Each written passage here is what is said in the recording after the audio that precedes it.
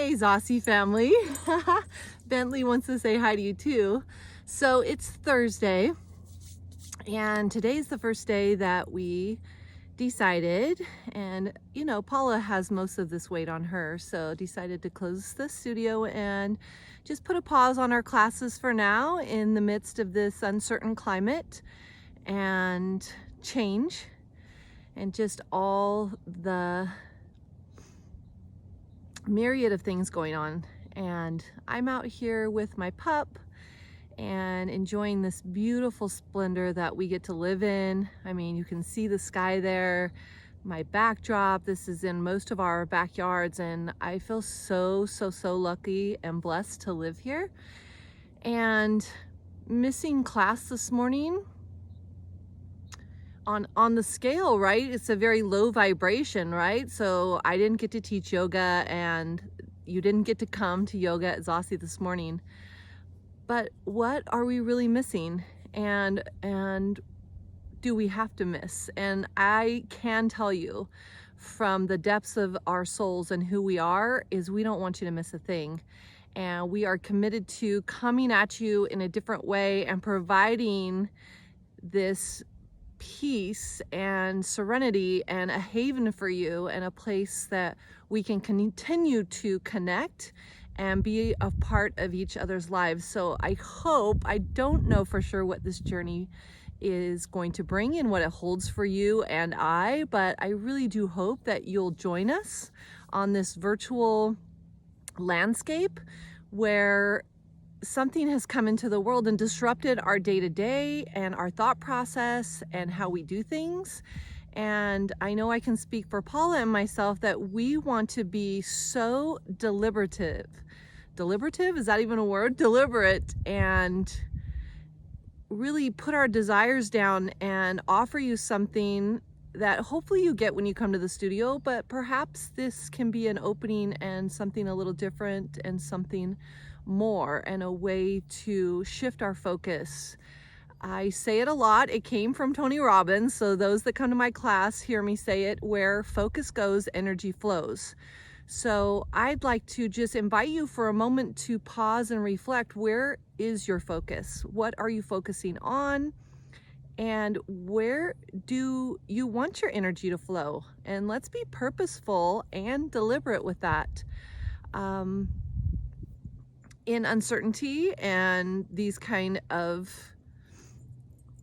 times where a lot of negativity and fear and other emotions are coming in, I believe we should stand guard of our mind specifically and make sure that we know, and we've asked ourselves and we've taken the time, whatever your system or your process is, to think about what that looks like.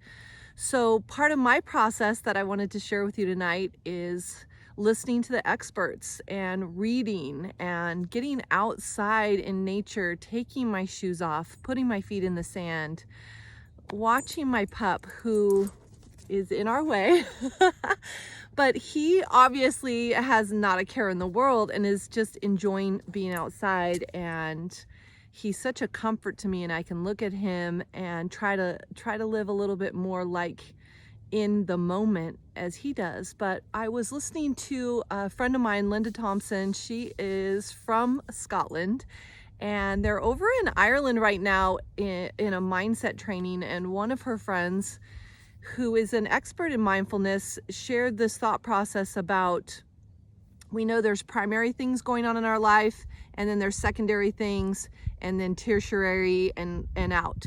But let's just focus on the primary and the secondary for a moment. These primary things going on, a lot of them we are not in control of. They are out of our control.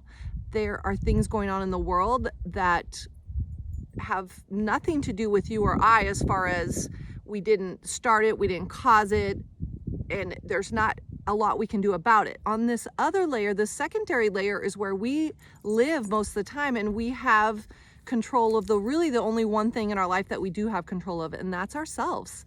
And I don't know about you, but it took me kind of, sort of, maybe a long time to learn that that the only thing I can really control is myself, is my thoughts, my emotions, my responses, my action or proaction to events or circumstance. So maybe look at it like this. If we had a glass of water here and the water fills it halfway and then there's air on top, okay? And the air on top is the current situation. And I've chosen not to speak of the word and not say the C word or give it any power or feed it with energy. So let's just say the things that are going on in the world today, whatever those things may be, is this air. I can't really reach into my cup and pull air out, right? We can't take air out of the cup. But what we can do is look at the water. It's already filled up, hopefully at least halfway. What else could we use as water to put in that cup? If there is less room for air, for primary conditions, for the things that are happening in our lives that we cannot control, what could we fill that cup with? So I would love, I don't even know where this video is going. I made a YouTube channel for ZACI Yoga today, and I know Paula and I plan to create some magic and come to you in that way. But wherever this video lands, I would love to hear from you. I would love to hear what you are doing specifically to fill your cup up, for you to fill your soul, right? Mind, body, and soul. Like the fitness of all of those things are so healthy. And what better of a time in our lives to focus on the health of self? And how are you feeding your soul? How are you feeding your mind? And how are you taking care of yourself physically? How is the body responding? Rituals, routines. We've been given this cause for pause and an opportunity to look at things in this new lens. And what rises to the top? What moments? I had a girlfriend tell me that her dad called her the other day, and I happen to know that she does not speak to her dad on a regular basis and oftentimes has to reach out to him. And he called her. Like, how beautiful. It's the simplest of beautiful things. Just getting outside. For me, being out here, being able to enjoy, this is why I live here. And those of you that know me well know this is why I live here. This is my playground. I am blessed by this weather most of the time. Tonight it's a little chilly, but man, what beauty do we have? Are there friends you haven't connected with in a while? Maybe a little selfness.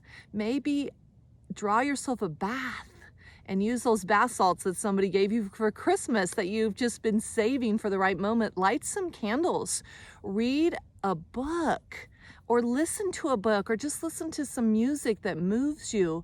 What could you do to fill your cup to overflow with things that you can control? I happen to work in an industry where we know that social isolation can be downright devastating. And I would like to offer you this. We're in a social distancing.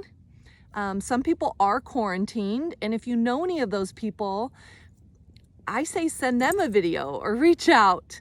I love letter writing, so I have taken to writing some love notes to those I could send in the mail and maybe bring them a little light or joy. But will you share with us? Will you share with ZACI what you could do or what ideas you have that you could fill this glass? Paula and I were talking about her mother because she's in a care facility. I apologize, Bentley got a little too close to the camera there. So Paula and I were just barely talking. Her mom's in a care facility and they aren't allowing any visitors. And we talked about maybe going over there. I don't know if she's done this yet, and calling her mom on the phone, but then being outside the window. I said, does she have a window on her place This is really an opportunity to think about a lot of things in a different way and from a different perspective. And I think by us sharing our perspectives together, that we can expand our awareness and our thought process and really find a way to connect on an even deeper level than sometimes I get with you in class. So I just want you to know that I'm in this with you. We are in this together. And to go forward, I'd just like to ask you to go back for one moment. I know a lot of you, bless your hearts, have been with ZACI since the very, very beginning. And our very first theme or idea, or where we put our energy, was in this concept to believe all that is in you is enough. So I want to remind you and tell you that I believe all that you have in you is enough, but together we are more than enough, and we will always have more than enough. I love you. I miss you already, and I look forward to this new journey with you. Namaste.